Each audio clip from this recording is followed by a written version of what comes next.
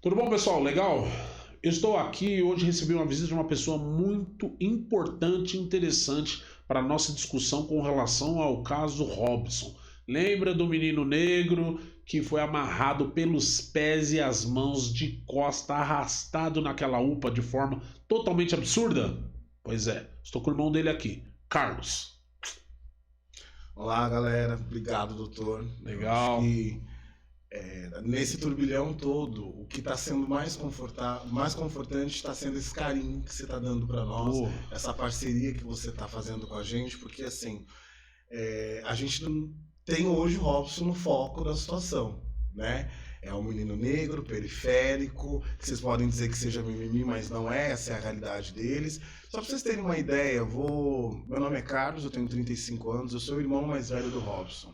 Nós éramos em 6 irmãos, o mais velho dos homens morreu há alguns anos. Eu vou falar um pouco para vocês de quem é o Robson, para vocês entenderem um pouco. Eu não quero que ninguém diga, nossa, que coisa. Não, isso é uma realidade do nosso país, é uma realidade social do nosso país. Então, o meu irmão entra nessa estatística como milhares de outros jovens negros também vivem ela. O Robson está com 33 anos, meu último contato com o Robson foi há mais ou menos uns 2 meses, antes de eu ter tido uma paralisia facial, quando conversamos rapidamente, ele estava morando em Serra Negra com uma mulher que ele grita no vídeo, que o nome dela é Samantha. Olha que interessante. E eu escuto no vídeo também ele gritando do Kaká, mas eu tô muito confuso com toda aquela gritaiada que tá ali. Fora que ele não é identificado, Exato, né? Isso que pega, então, né? por que essa notícia demorou tanto tempo chegar até a mim? Exatamente por isso. Meu irmão não foi identificado. Então, o nome dele é Robson Rodrigo Francisco, ele tem 33 anos, ele tem CPF, ele tem RG, ele tem endereço. Ele não está comigo, ele não mora comigo, mas ele convive comigo. A gente se fala. E ele é uma boa pessoa? Como é que ele é? Gente, é incrível que assim... Só você pode dizer isso, assim. A gente estava sedento para querer saber isso e isso está na sua mão. Gente, eu olhando ali aquela situação, eu entro em choque, porque eu sei quem é o meu irmão, né? O Robson, pra você ter uma ideia, ele tem referências como o Conservatório Vila Lobos, ele é professor de capoeira formado. Pra ver. Só que o que destruiu a vida do Robson é o que destrói milhares de lares no Brasil, que é a droga. Destrói a família, destrói o usuário, e aí fica todo mundo avesso, fica todo mundo sem saber o que fazer, porque as políticas públicas sobre esse assunto, elas não chegam até o mesmo. Nem a política de prevenção, que é a mais importante, porque a gente tem que trabalhar isso em escolas, cursos, a gente fala que a educação vai transformar o Brasil, mas a educação é politizada. Sem dúvida. Ela é dada da forma que eles querem dar. Se você quer uma educação melhor, você faz o quê? Você paga. Entendi. Exatamente. Então assim, o Robson... é um ótimo menino, sempre foi muito parceiro, muito amigo. É uma pessoa que se você sentar para conversar com ele, você vai ouvir histórias maravilhosas. Sabe por quê? Porque ele é essa pessoa. Ele sempre foi essa pessoa. A questão que nós temos aqui é a questão da droga. Eu e o doutor, a gente tem muito claro isso, e eu, sobre todas as coisas, sendo a família dele, que a gente não está aqui... para questionar a questão do furto, não. A gente está aqui para questionar a vida dele, a maneira que a vida dele foi humilhada, a maneira que a vida dele foi arrastada, amarrada. Gente, se fosse um rapaz branco, seria do mesmo jeito? Evidente que não, né?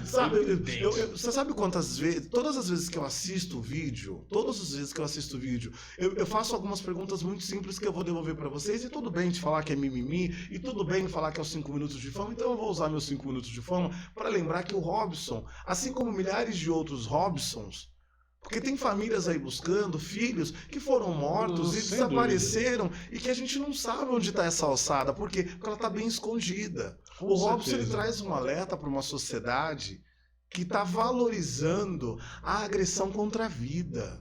Sim, e é muito mais fácil a gente querer realizar esse tipo de agressão e falar assim, vamos resolver tudo prendendo, com direito penal. Exato. Mas você esquece as pessoas que estão lá, e querendo ou não, que a gente precisa fazer alguma coisa com relação a isso. Sobretudo fazer alguma coisa. Por quê? Eu estudei e não formei em serviço social, e eu entendi, no caminhar da minha vida, que o acolhimento e o diálogo é a única forma que a gente tem de entender uma situação. Eu não posso decidir... porque eu tô vendo aquela pessoa assim, mas é um vagabundo mesmo, eu quero que você... Não, amor, ali tem uma vida. E esta vida, ela importa, sendo ela preta, branca, asiática, indígena, com certeza. ela importa. Só que infelizmente a gente percebe que a sim. preta, aqui no Brasil, que esse estigma da escravidão é a mais valorizada. Parece que as pessoas têm existe esse pensamento de que você pode fazer o que você quiser com o pretinho lá que você pegou. Tá, furtou, não é certo. Não é certo. Mas isso dá o direito de você tratar dessa forma? Que nem um animal. Sim. Não dá. E a gente não pode aceitar isso. Porque amanhã sou eu, amanhã é você. E às vezes a única coisa. É uma coisa interessante que eu ia até te perguntar. Porque com relação à história da sua família, no seguinte aspecto. Você teve a mesma educação que eles, só que você não se perdeu. E infelizmente eles perderam. Mas você pode falar melhor sobre isso? O que você entende por que o Robson entrou nessa e passou por essa situação? Enfim. Por quê? A minha diferença pro Robson é de 2 anos e meio. Eu e meus irmãos, eu, o Luiz Henrique e o Fred, nós moramos em situação de abrigo primeiro do que o Robson. A gente volta para casa, eu ali com 6 anos, e conhece o Robson. O Robson era o xodozinho da minha mãe, dormia na mesma cama que ela, convivia com ela. E em 98 minha mãe faleceu e ela morreu ao lado do Robson. O Robson dormia na mesma cama que a minha mãe. E aí minha irmã manteve esse acolhimento por um certo tempo, mas logo se relacionou, casou, e o Robson vem pra mim. Quando eu digo que ele vem pra mim, é que assim, ele deixa de ser aquele menino super protegido para viver a mesma realidade que eu vivia. Nós pedíamos esmola no farol, nós pedíamos ajuda nos lugares, porque éramos uma família pobre, como somos ainda. Eu lembro que a gente mora na freguesia do Ó, eu morava na favela da Água Branca, ali na Vila Charlotte. Eu andava de lá até Santana para buscar uma cesta básica. Até Santana para buscar uma cesta básica. Então, assim, a minha vida... Eu sou um irmão solo, gente. A minha vida é uma vida de luta. Minha mãe morreu, nós tínhamos 9 anos. Então, assim, dali vamos para um orfanato. Crescemos com toda a qualidade que é possível se ter dentro disso? Sim. Né? A gente cresceu no Educandário Dom Duarte, Educandário Dom Duarte Liga das Senhoras Católicas, que hoje é coordenada pela Liga Solidária. Eu lembro que a gente, nessa caminhada desses processos dentro do abrigo, tudo que perguntavam pra gente, tudo se resumia na mesma coisa. O que você mais queria hoje? Um abraço da minha mãe. E isso, nem eu, nem o Luiz, nem o Robson vamos ter. São 26 anos sem a minha mãe. É uma lacuna, né? É uma lacuna. Então, assim, tem questões aí, sabe? Logo em seguida, a gente, dentro do abrigo, o Robson começa a trazer os seus primeiros saltos depressivos por conta desses episódios, porque é isso. É a questão de saúde mental. Exato. Uma coisa que a gente não aborda, que a gente acha que a nossa população negra, não, é só uma questão de oportunidade. Não, a gente tem várias deficiências que a gente não trabalha e a gente leva isso. Aí depois, quando tem essa grande mistura e acontece o boom, a sociedade e o sistema só quer apontar o dedo. Exato. E acabar. E a ideia, infelizmente, que a gente está vendo é exterminar. Sim. É exterminar. Sim. Porque ninguém quer dar uma solução humana. E a gente está se perdendo nessa questão da humanidade. Eu quero lembrar aqui que nesse processo, o Robson está em situação de rua desde os 19 anos. Em momento nenhum eu não soube onde estava meu irmão. Eu sempre soube onde ele estava, acompanhava ele através do meu trabalho enquanto educador social. A gente tem um sistema da prefeitura lá. Que interessante. E eu entrava no sistema, pedia para um colega assistente social entrar para mim, dar uma olhadinha para mim o nome do meu irmão, se ele passou por algum albergue. Então eu sempre soube aonde meu irmão estava, sabe? E ele volta para a gente em 2020, frente de uma pandemia. Ele morou com a gente por 2 anos e foi uma experiência maravilhosa, porque eu vou voltar a enfatizar isso e deixar muito claro. Por que eu só descobri isso agora? Dentro de todo aquele vídeo, o rosto dele está descaracterizado. Sim, ele nunca aparece. Pode ver que as pessoas sequer sabem quem é. Como é que é a fisionomia do Robson? Como é a fisionomia do Robson? Quando o Robson volta para nós, é pandemia. Então ele não teve contato com as pessoas da nossa família ou com as pessoas mais pessoais da gente. Então, só quem conseguiria saber que era ele, aquele grito, era eu ou meu irmão gêmeo. Caramba. Porque fomos nós dois que passamos a pandemia com ele. Ninguém passou. Então ninguém sabe o que é um dia de ansiedade do Robson, o que é um dia de crise do Robson. Nós ficamos 2 anos juntos. Eu adoeci na pandemia como milhares de brasileiros. Eu posso dizer que eu tive a dignidade de poder fazer um bom tratamento graças a uma rede ali que eu tinha. E que eu ainda mantenho uma pequena parte dela, que me mantém até hoje no meu tratamento. Eu sou um paciente borderline, tenho total consciência disso, não tenho vergonha de dizer. Imagina. Porque a gente chegou num ponto que a saúde mental, ela não só tem que ser discutida, como definitivamente a gente precisa aceitar que existe uma questão aí. Não tenho dúvida quanto a isso. Essa coisa de, é louco, põe de lado. Amor, não tem louco. Todo mundo vai ter uma questão psicológica em um dado na vida. Não, todos nós. E Todo outra, mundo. a própria pandemia, ela foi um fator aí de cisão.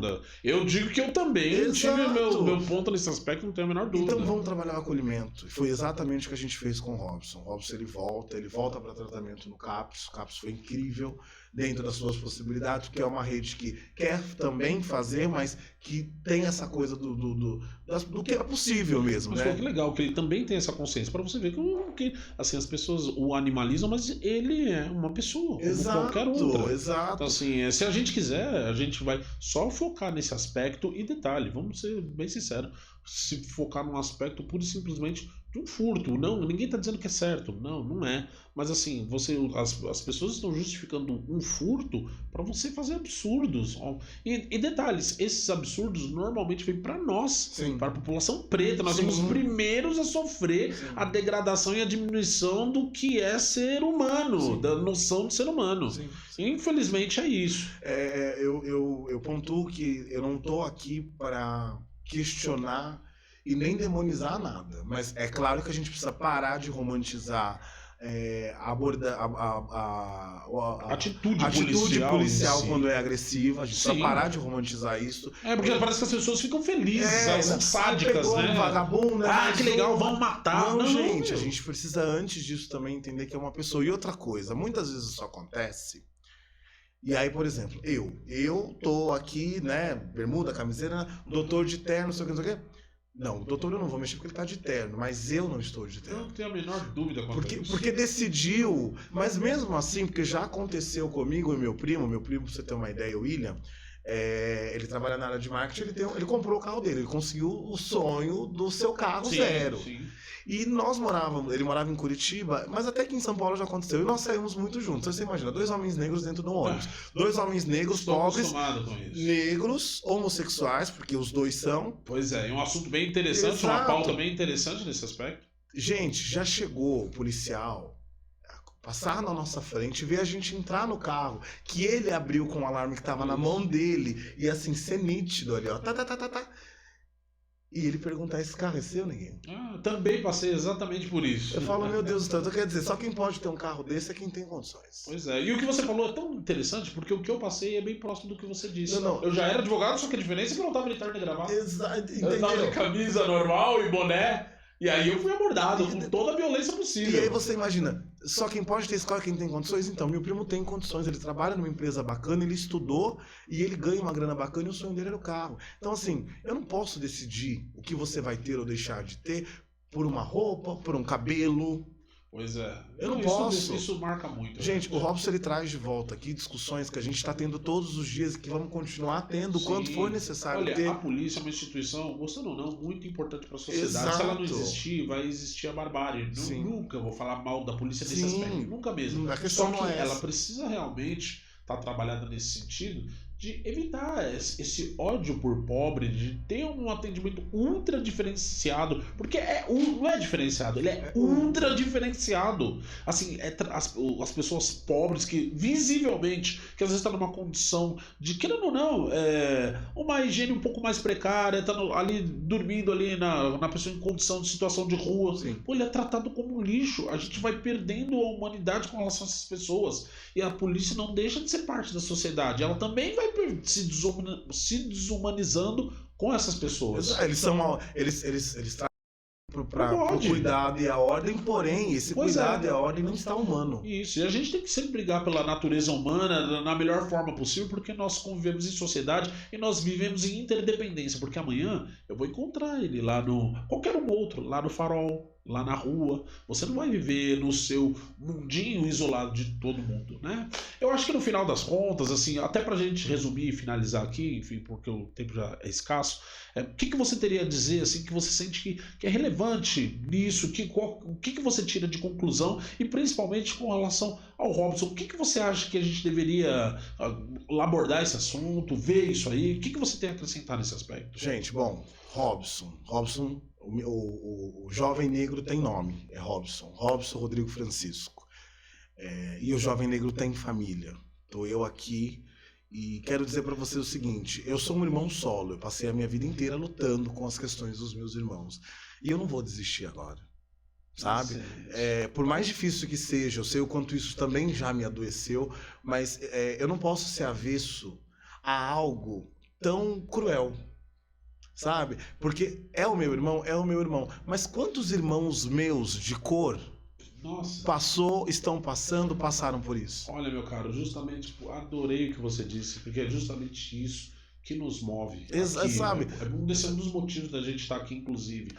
O Grupo Africanize, a ANAN, Associação Nacional da Advocacia Negra, porque nós não temos uma rede de apoio entre nós. É agora que a gente consegue ter isso. A internet conseguiu facilitar isso. Então, assim, a gente tem que usar isso da melhor forma possível e bradar sim quando a gente vê alguém, um irmãozinho nosso, porque pode ser a gente lá amanhã sendo tratado que nem um lixo. E eu não quero, e a gente não pode ter esse medo. Vamos sim se indignar, vamos sim questionar. Que bom que o rapaz se indignou, foi lá e filmou. Se não tivesse filmado, ele seria mais um que aconteceria e ninguém poderia ter acontecido algo muito pior. Muito pior. E eu não vou negar, gente, que é uma coisa que quem tem dentro da família, que todo mundo sabe disso, a questão da droga, quem tem um parente nessa situação, gente, o meu telefone ele toca, eu não sei o que está do outro lado.